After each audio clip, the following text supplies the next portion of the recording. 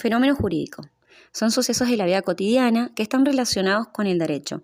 Dichos sucesos pueden originarse en la naturaleza o llevarse a cabo a través de la conducta del hombre, por ejemplo. Al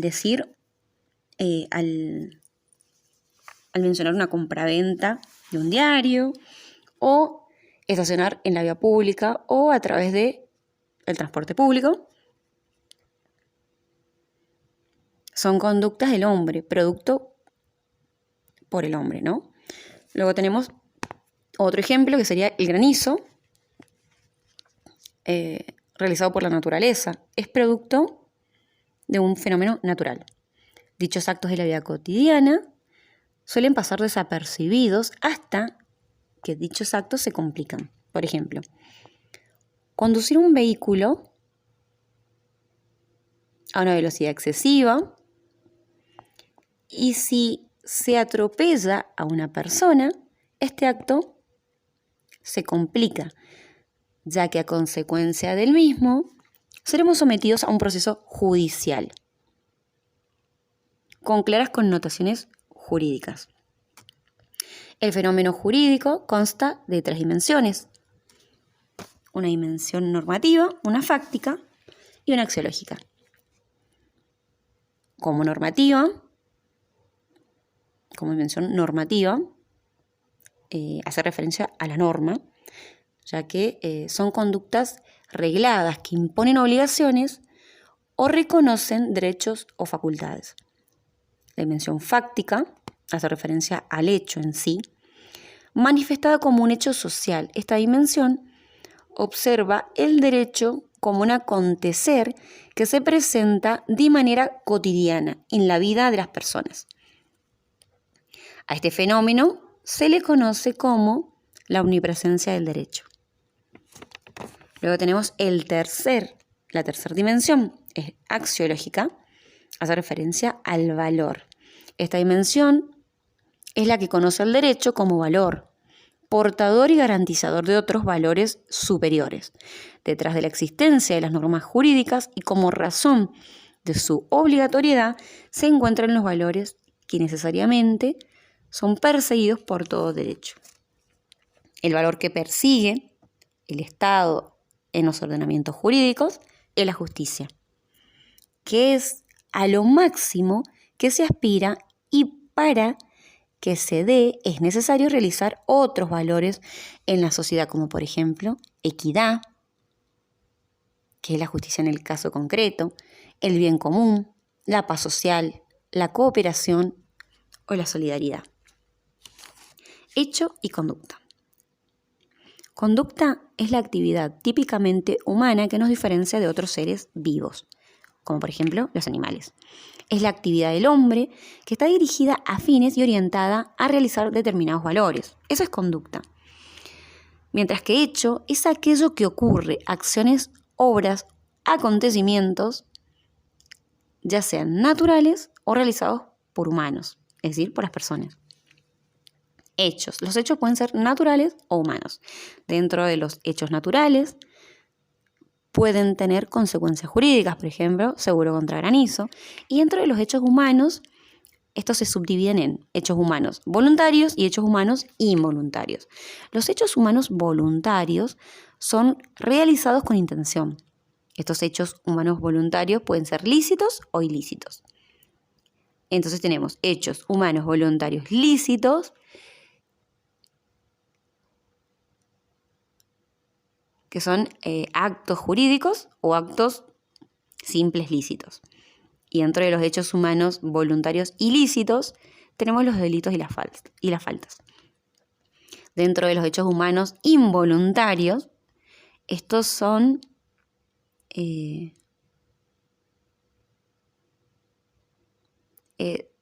con falta de discernimiento, ¿no? Y son estos hechos humanos involuntarios, ilícitos, son los delitos culposos.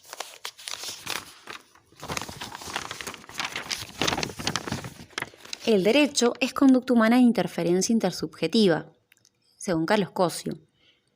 El derecho, en cuanto a conducta, atrapa o considera todas las acciones en el sentido de que no hay acción humana que no se encuentre en alguna medida en interferencia con acciones de otros miembros de la sociedad. A eso hace referencia cuando menciona la intersubjetividad. Hechos jurídicos. Hechos jurídicos son aquellos hechos o acontecimientos humanos o naturales productores de consecuencias jurídicas, según Abelardo Torre. El artículo 257 del Código Civil y Comercial dice que hecho jurídico es el acontecimiento que, conforme al ordenamiento jurídico, produce el nacimiento, modificación o extinción de las relaciones o situaciones. Ejemplo, rama de un árbol que se cae en el auto es un hecho natural. Ejemplo, accidente de tránsito es un hecho humano. Acto voluntario es aquel realizado con discernimiento, intención, libertad y manifestado por un acto externo. Es decir, acto voluntario es llevado a cabo con intención. Lo detalla así el artículo 260 del Código Civil y Comercial. Acto involuntario es cuando se ven viciados algunos de los elementos del acto voluntario, es decir, por falta de discernimiento. El simple acto lícito es la acción voluntaria, no prohibida por la ley, de la que resulta alguna adquisición, modificación o extinción de relaciones o situaciones jurídicas. Artículo 258 del Código Civil y Comercial. Acto jurídico. Acto voluntario, lícito, que tiene por fin inmediato la adquisición, modificación o extinción de situaciones o relaciones jurídicas. Artículo 259 del Código Civil y Comercial. Ejemplo, compraventa, testamento o tratamiento médico. Delito penal es la acción típica, antijurídica, culpable y punible. Falta es la conducta antijurídica de menos gravedad. De acuerdo al tiempo en que se produzca sus consecuencias, se los divide en de eficacia inmediata y de eficacia derivada. De eficacia inmediata son aquellos cuyas consecuencias jurídicas se producen al instante de su relación. Ejemplo, compra-venta. Ahora, un hecho jurídico de eficacia diferida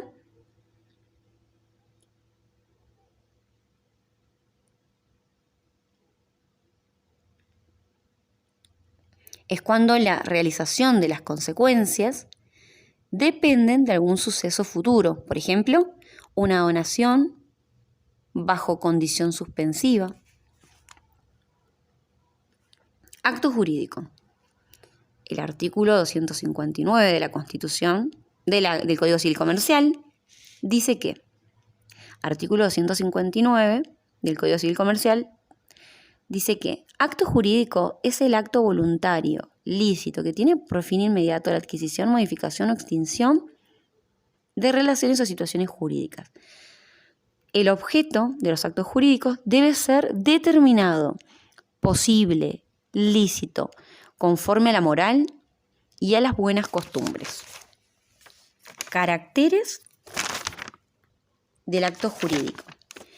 Debe ser un hecho humano, acto voluntario, acto lícito y fin específicamente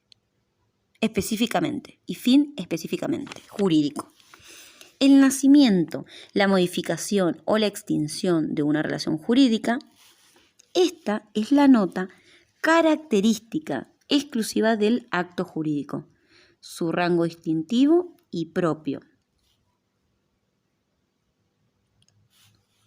Clasificación.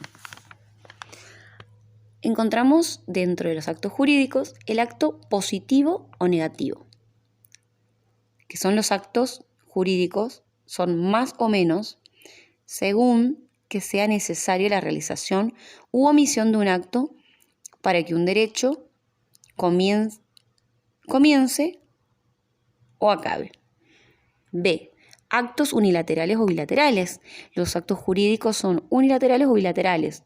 Son unilaterales cuando basta para formarlos la voluntad de una sola persona, por ejemplo, un testamento, y son bilaterales cuando requieren el consentimiento unánime de 2 o más personas. Por ejemplo, un contrato. Borrémoslo de contrato. Actos entre vivos o de última voluntad. Artículo 947 del Código Civil Comercial. Los actos jurídicos cuya eficacia no dependa del fallecimiento de aquellos de cuya voluntad emanan se llaman, en este código, actos entre vivos. Ejemplo, contratos. Cuando no deben producir efectos sino después del fallecimiento de aquellos de cuya voluntad emanan, se denominan disposiciones de última voluntad. Ejemplo, testamento. Son los que dan nacimiento a las relaciones jurídicas. Los actos jurídicos son los que dan nacimiento a las relaciones jurídicas. Relación jurídica. Nace de los actos o hechos jurídicos. Esta relación es el vínculo jurídico entre 2 sujetos en donde uno le exige al otro algo que debe cumplir. Dentro de una relación jurídica, el sujeto puede ser activo, que es el titular del derecho, o pasivo, que es el titular de una obligación. Frente al incumplimiento de la relación jurídica, se generan derechos y obligaciones para las partes. Hay 3 momentos donde el derecho es obligatorio. Coerción o coercibilidad, que es la presión psicológica que se ejerce sobre el individuo para que cumpla una determinada norma. O sea, todos los órdenes prescriptivos tienen distintas maneras. La sanción es el tercer momento, que dice privación de un bien, que puede ser material o inmaterial. Consecuencia jurídica prevista para el incumplimiento de una determinada norma. Y coacción. La coacción es la fuerza que tiene el Estado para hacer cumplir la sanción. Solo puede el Estado, ya que no podemos hacer justicia por mano propia. Solo el ordenamiento normativo posee la coacción, que es moral social, posee la coacción. Mientras que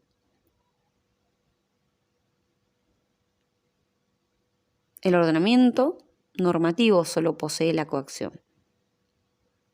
Mientras que la moral, lo social y lo religioso no posee coacción. Situación jurídica. Es el modo de estar de las personas en la vida social, regulado por el derecho y puede ser unisubjetiva o plurisubjetiva. Unisubjetiva, esta situación unisubjetiva, se refiere a las situaciones entre la persona en sí misma o con respecto a una cosa. Y plurisubjetiva es una situación en la que participan 2 o más personas y se denomina relación jurídica. En la relación jurídica se crea un vínculo entre personas tutelado por el derecho, cuyos elementos esenciales en la relación jurídica es el sujeto, el objeto y la causa.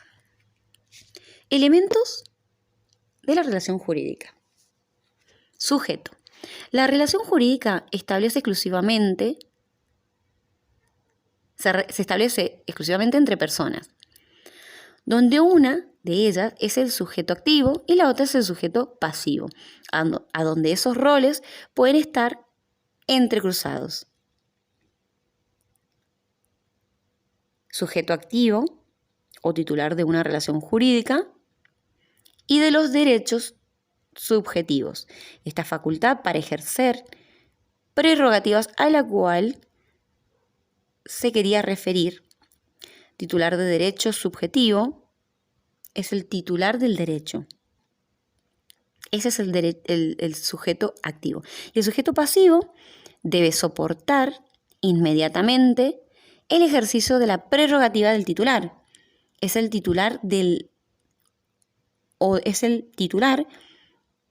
o deudor del deber. Ejemplo, en una compraventa, el comprador tiene derecho a adquirir la propiedad del bien comprado, pero también tiene el deber de entregar una determinada suma de dinero a cambio del bien. Dentro de estos elementos de la relación jurídica ya mencionamos el sujeto, que puede ser sujeto activo o sujeto pasivo. Ahora vamos por el segundo elemento de la relación jurídica, que es el objeto. El objeto es necesario e indispensable para que exista la relación jurídica. Prestación que debe satisfacer el deudor a favor del acreedor. Es la cosa o hecho sobre la cual recae la obligación contraída. De dar, no dar, hacer o no hacer. El objeto de las relaciones jurídicas son bienes o intereses. Pueden ser conductas humanas, cuando es una prestación de un servicio, o pueden ser bienes susceptibles de ser valorados en dinero o cosas. El tercer elemento de la relación jurídica es la causa. El primero es el sujeto, el segundo es el objeto y el tercero es la causa. La causa consiste en la fuente de donde emana la relación jurídica. Son hechos o actos jurídicos que producen el nacimiento de la relación jurídica. La fuente mayor de obligaciones es la ley. Ejemplo, un hecho ilícito da nacimiento a una relación entre el autor del hecho y la víctima, por la que ésta puede exigir una indemnización por daño sufrido. El artículo 726 del Código Civil Comercial dice que no hay obligación sin causa, es decir, sin que se derive de algún hecho idóneo para producirla, de conformidad con el ordenamiento jurídico. Cuando dice hechos o actos lícitos, están incluidos los contratos y los cuasicontratos. Cuando se refiere a los hechos o actos ilícitos, se comprende a los delitos y cuasidelitos. Las obligaciones derivadas de las relaciones de familia y de las relaciones civiles no son otra cosa que las obligaciones derivadas de la ley. Cuasicontrato es el acto voluntario, lícito, al cual la ley le asigna los mismos efectos que al contrato, sin que exista acuerdo de voluntades, falta de una parte, es decir, gastos de última enfermedad o gestión de negocios ajenos. Mientras que un contrato es cuando varias personas se ponen de acuerdo sobre una declaración de voluntad común destinada a arreglar sus derechos. Ejemplo, contrato de locación. El delito es un acto voluntario, ilícito, realizado con una intención de dañar a una persona o los derechos del otro.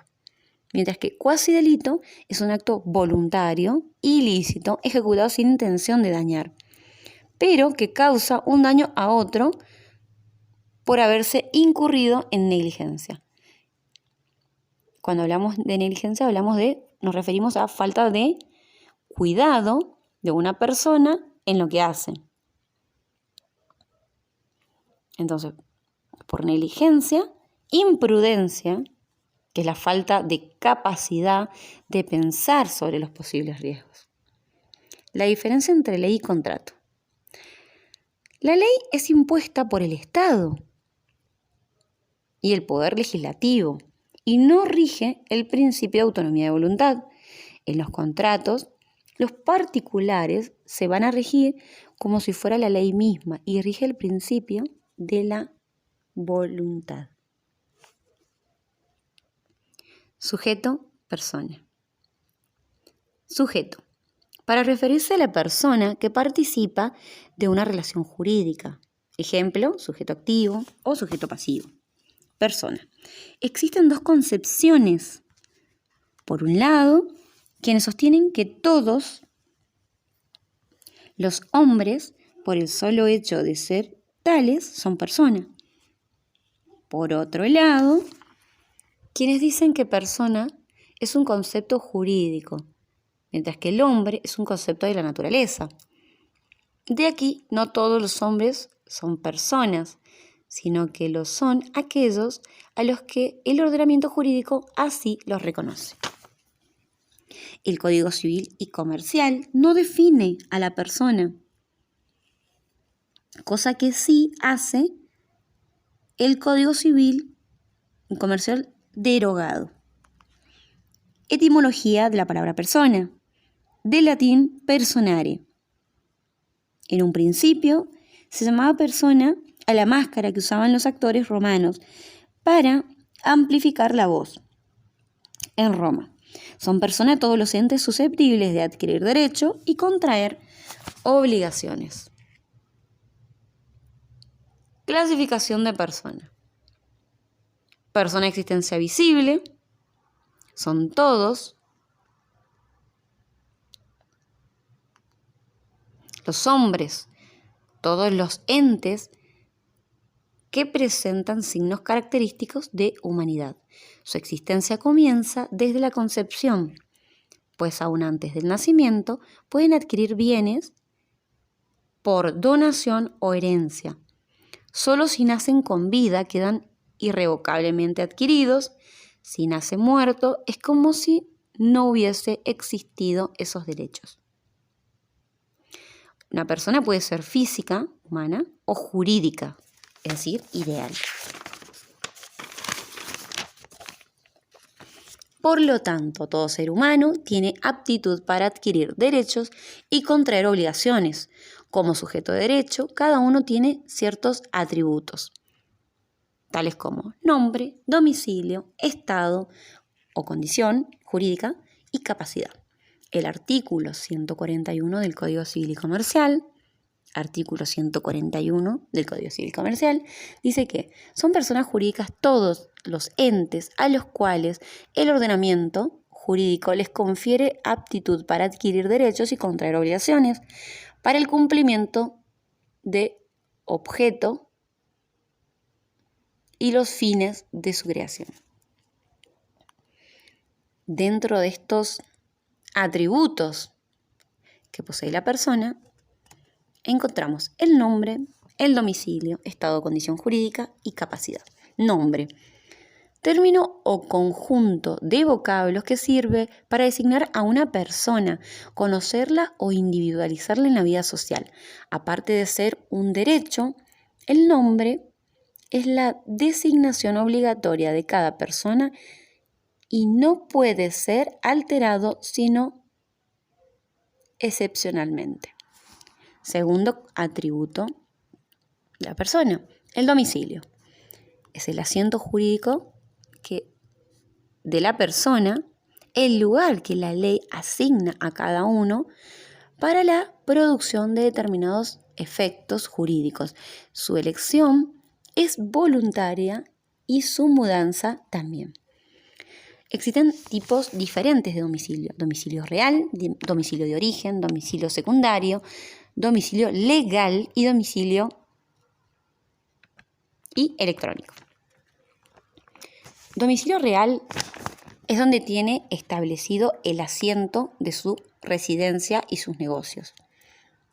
Domicilio de origen es el domicilio del padre al momento del nacimiento de los hijos. Domicilio secundario es el de elección y el procesal.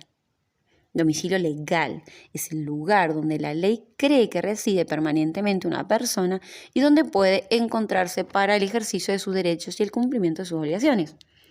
Y domicilio, encontramos el electrónico.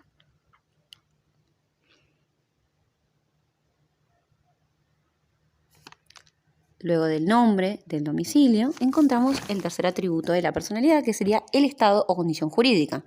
Consiste en la situación particular de las personas respecto de su familia, la sociedad y el Estado. No lo tiene la persona jurídica.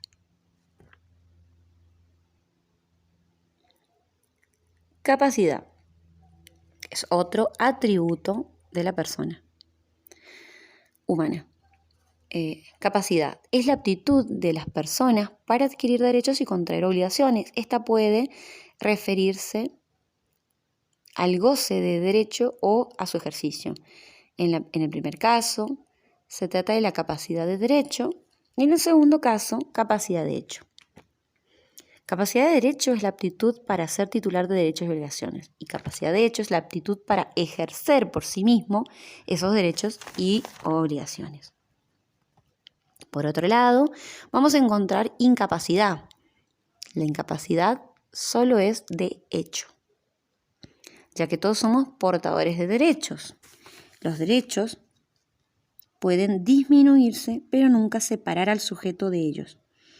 Puede subdividirse en dos, la incapacidad de hecho.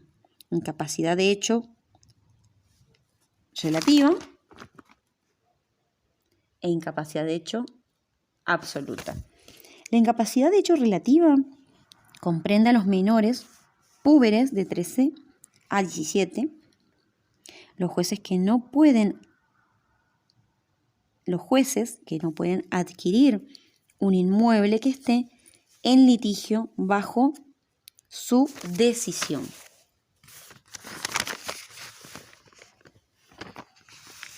Bueno, atributos de la personalidad humana son nombre, domicilio, estado, capacidad y los derechos personalísimos. Bueno, ahora tenemos, así como tenemos la incapacidad de hecho relativa, tenemos la incapacidad de hecho absoluta. Comprende a menores impúberes de 0 a 12 años, personas por nacer, dementes declarados en juicios y sordomudos que no se puedan dar a entender por escrito. Caracteres de los atributos. Caracteres de los atributos son necesarios, innatos, vitalicios, es decir, que duran toda la vida, inalienables, es decir, no está en el comercio, no pueden venderse, y imprescriptibles. ¿Por qué? Porque no se pierden ni se adquieren por el transcurso del tiempo. Esos son los caracteres de los atributos: necesarios, innatos, vitalicios, inalienables e imprescriptibles. Persona de existencia ideal. Son personas jurídicas. Son personas jurídicas todos los entes a los cuales el ordenamiento jurídico confiere aptitud para adquirir derechos y contraer obligaciones para el cumplimiento de objeto de los fines de su creación. Su existencia comienza con su constitución. Nuestro Código Civil y Comercial clasifica en personas jurídicas a dos categorías de carácter público o de carácter privado. Persona de existencia ideal, es decir, personas jurídicas, las encontramos en el artículo 141 del Código Civil Comercial. Nuestro Código Civil Comercial clasifica a las personas jurídicas en dos categorías, de carácter público y de carácter privado. Las personas jurídicas públicas las encontramos en el artículo 146 del Código Civil Comercial. A. El Estado Nacional, las provincias, la Ciudad Autónoma de Buenos Aires, los municipios, las entidades autárquicas, las demás organizaciones constitutivas en la República a la que el ordenamiento jurídico atribuye ese carácter. Los estados extranjeros, B. Los estados extranjeros, las organizaciones a las que el derecho internacional público reconozca personalidad, derecho y toda otra persona jurídica constituida en el extranjero cuyo carácter público resulte de su derecho aplicable. Y C. La Iglesia Católica. Eso serían las personas jurídicas públicas, según el artículo 146 del Código Civil y Comercial. El artículo 148 del Código Civil Comercial dice que las personas jurídicas privadas son las asociaciones y fundaciones, sociedades civiles y comerciales, como por ejemplo A, sociedades, B, asociaciones civiles, C, simples asociaciones, D, fundaciones, E, iglesias, confesiones, comunidades e entidades religiosas, F, mutuales, G, cooperativas, H, consorcio de propiedad horizontal y toda otra contemplada en disposiciones de este código o en otras leyes y cuyo carácter de tal se establece o regula de sus finalidades o normas de funcionamiento. Las personas jurídicas son ajenas a relaciones de fórmula, de relaciones de familia, y no pueden tampoco ser acusadas criminalmente, aunque sí son a veces responsables de los delitos cometidos por sus miembros. Implica además la admisión de diversos atributos que toda persona tiene, como nombre, domicilio y capacidad. Capacidad de derecho, necesaria para intervenir en las relaciones jurídicas que le corresponden. En cuanto a la capacidad, de hecho, las personas jurídicas carecen de ella y deben actuar por intermedio de sus representantes o autoridades. En las personas jurídicas, esos atributos son más que mecanismos tendientes a facilitar la vida de relación de las personas jurídicas y el desarrollo de su actividad. Los atributos de la personalidad son un elemento inalienable e imprescriptible de las personas físicas, teniendo las personas jurídicas otros caracteres habitualmente vinculados a la actividad desarrollada por ellas. Derecho subjetivo. Abelardo Torré dice que el derecho subjetivo o facultad jurídica es una posibilidad de acción o de omisión autorizada por una norma jurídica.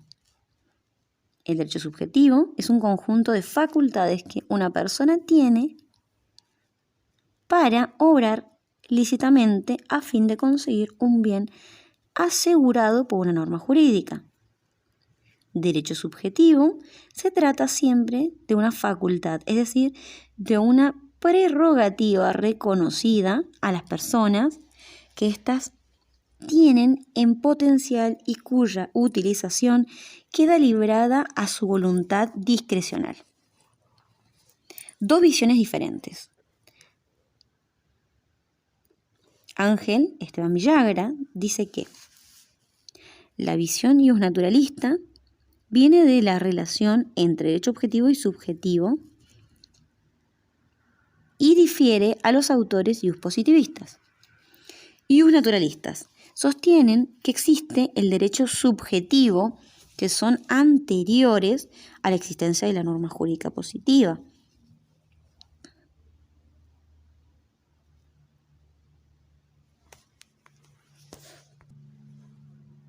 Los llamados derechos naturales del hombre y derechos humanos.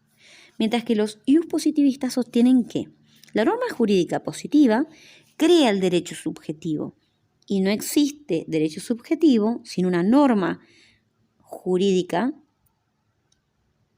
positiva que lo respalde. Clasificación de derechos subjetivos. 1. Según la naturaleza de la norma jurídica en la que se fundan, según la esfera jurídica a la que se refieran. Tenemos derechos subjetivos públicos, derechos subjetivos públicos de los particulares y derechos públicos del Estado. Derechos públicos es cuando entre los miembros de la relación jurídica, sujeto pasivo, obligado o sujeto activo, pretensor, se encuentra el Estado o un órgano del mismo Dentro de los derechos públicos distinguimos según a quién corresponde su titularidad. Esos serían el derecho subjetivo público, según la naturaleza de la norma jurídica que fundan. Luego tenemos los derechos públicos de los particulares, a donde un particular tiene un verdadero derecho subjetivo en virtud del cual el sujeto pasivo de las obligaciones o deberes correlativos es el Estado, a tales a través de sus distintos órganos, por ejemplo, el derecho de accionar ante un tribunal.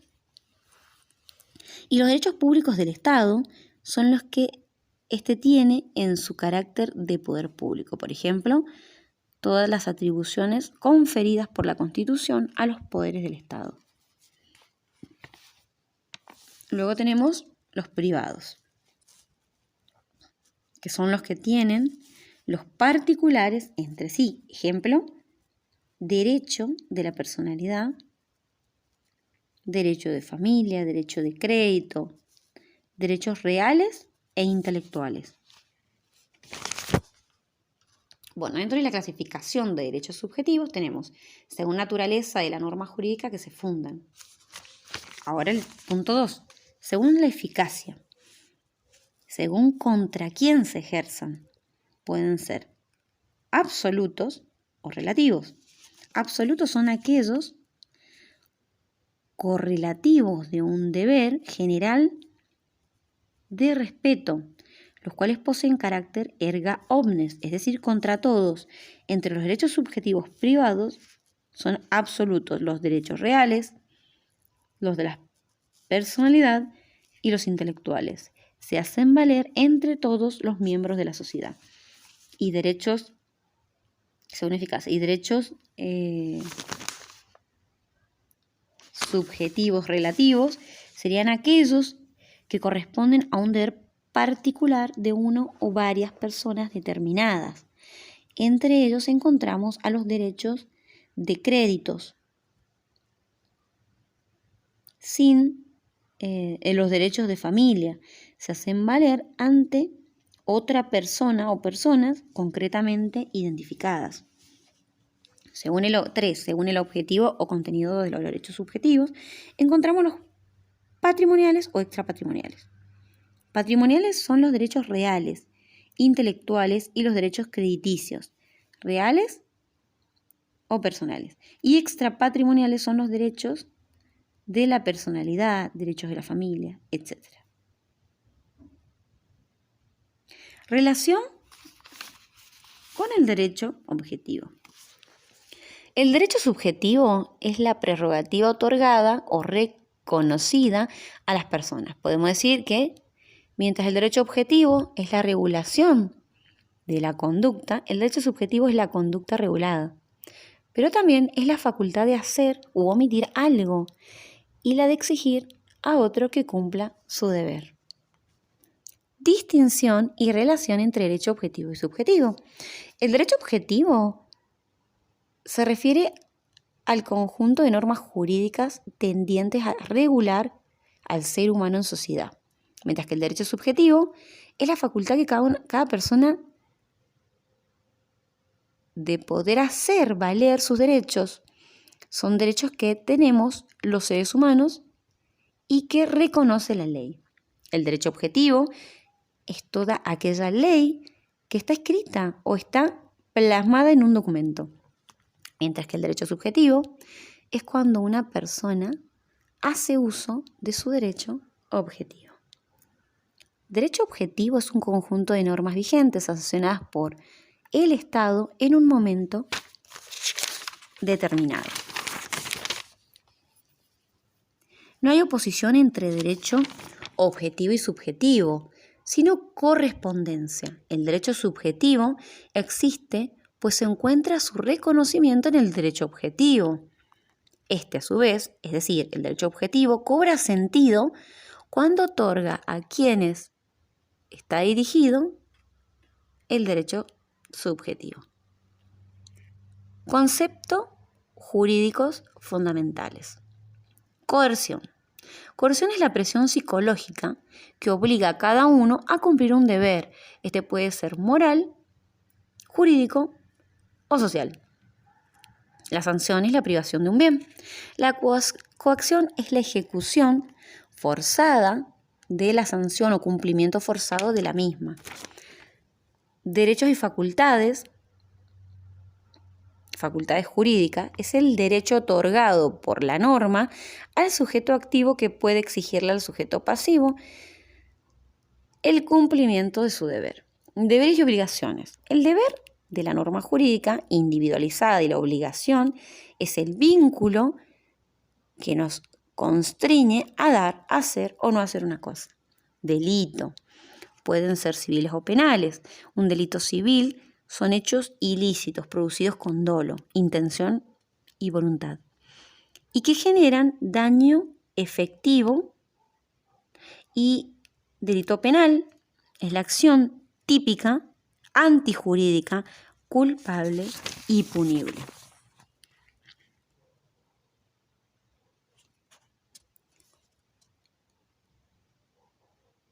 Consecuencias jurídicas fundamentales.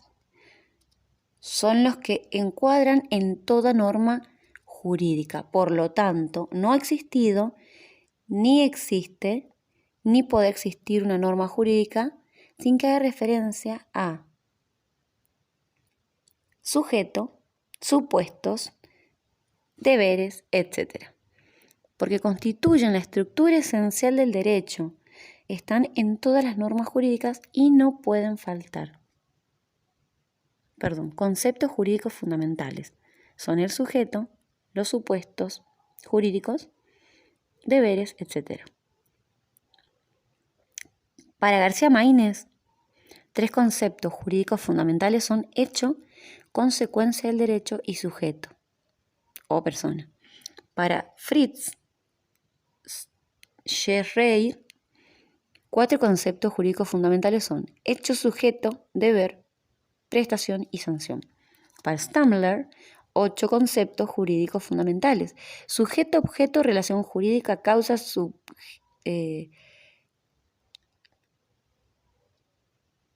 soberanía jurídica, subjeción al derecho, juridicidad y antijuridicidad. Según Cosio, dado un hecho, debe ser la prestación, o dado la no prestación, dado no P, debe ser la sanción, S. Esta norma jurídica está compuesta por una endonorma, dado H debe ser P, y una perinorma, dado no P, debe ser S. La endonorma contiene la conducta lícita y la perinorma consiste en el acto ilícito.